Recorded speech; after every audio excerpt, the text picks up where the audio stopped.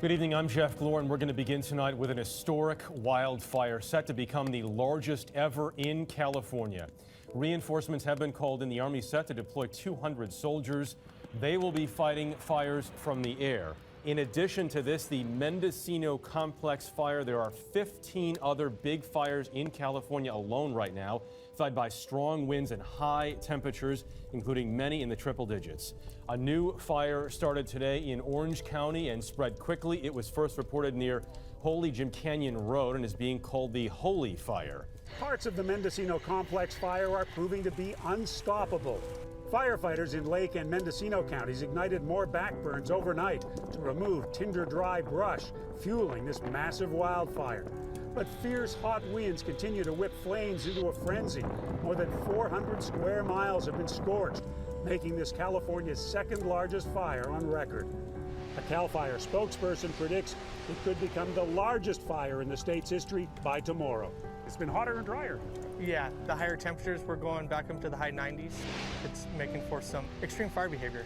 The growing inferno sparked new evacuations. It's already destroyed 75 homes and threatens 9,300 structures. Farther north, near Redding, the so-called Carr Fire has claimed a seventh life.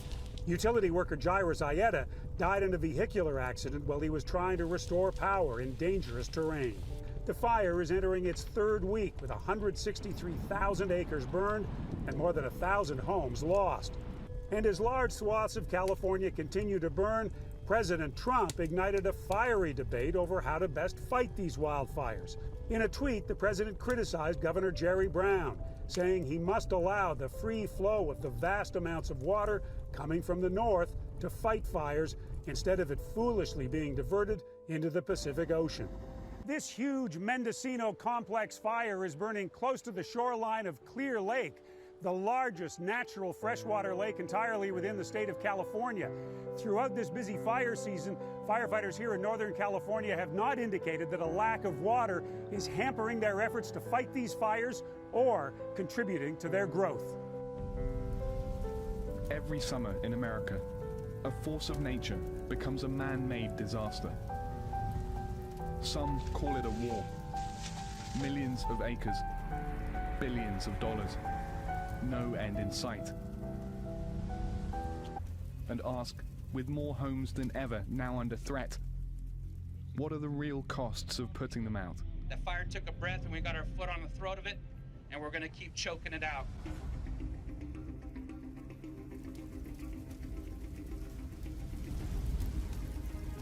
The fire started yesterday at 2:05 p.m. It spread very rapidly. We committed 84 fire engines, 24 fire crews, 8 bulldozers, 6 air tankers, 13 helicopters, 4 water tenders, and 1,000 personnel as of this morning. And I can assure you there are no bounds being placed on me as a Riverside County Fire Chief in holding back the deployment of any resources. Early August, Southern California. The hills outside Los Angeles are on fire. California's governor has declared a state of emergency. We've just arrived on the scene. The situation is critical. The entire mountainside is smoldering. There's thick, acrid smoke smell in the air, and we're just following this strike team now right to the top of the mountain to where the fire line begins. For this blaze, the combined might of the firefighting forces of California is on full display. Number 2 priority for today. In just 24 hours, the costs have already run into the millions. It started really early for us in California. We had pretty significant fires in May, which is pretty rare. It just seems like a lot of fires are burning. As far as an outlook for the season, it's going to be a busy one. The fire was getting out of hand. I mean, it was to the point where you could hardly breathe. The fire was that intense. The heat was that intense.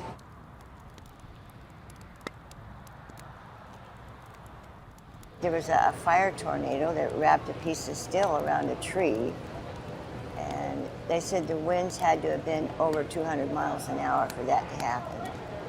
And I've never seen anything like that here. It was very scary. This will be history. This is the worst fire I've ever seen here, ever. I don't know how it could get any worse than this. There's going to be a lot of people that without money. It's going to cost a lot. I went to my mom's and they were all in a panic, and then by the next morning it didn't seem like it was real yet. There was smoke, but that was it. And then I tried to get back home and it was, oh God, the second night about dark. It was like an inferno, we couldn't even get close. And my car burnt down. It was at the deli and we couldn't get through. So my car's a total loss.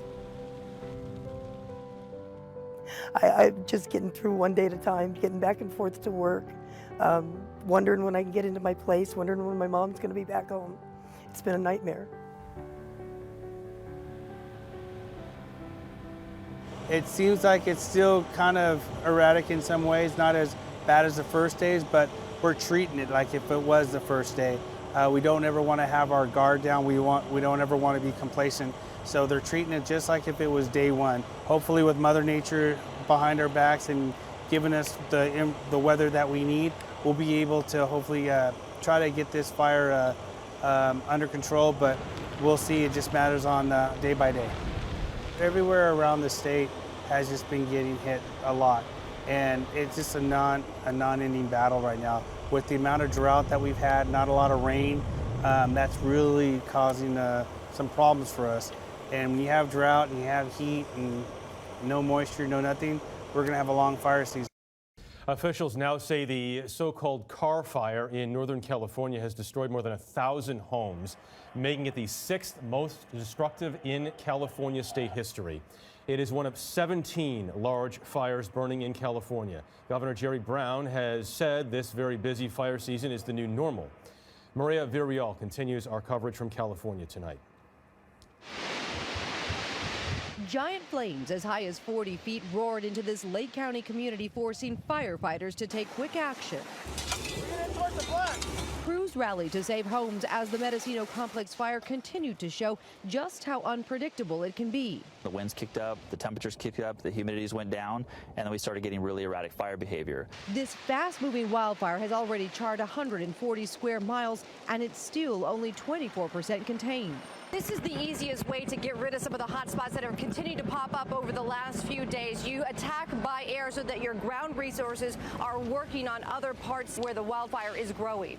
Farther north, in and around Redding, California, some evacuees were allowed to return to neighborhoods where more than 1,000 homes were torched. Officials have confirmed a 6th-person, 61-year-old Daniel Bush died in the fire.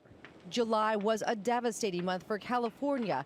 The state has already spent more than a quarter of its firefighting budget for the entire season.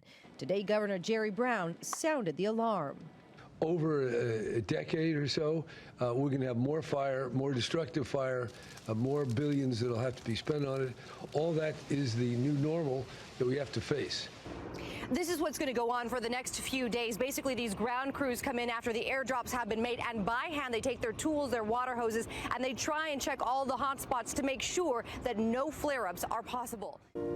This neighborhood looks like it does because Gary and 4 others were here fighting this fire. We stayed. We had seen the news reports of the wind direction change. Being a retired firefighter, I pay attention to that stuff. And when it happened almost on time from the news reports, it made the fire start coming in our direction.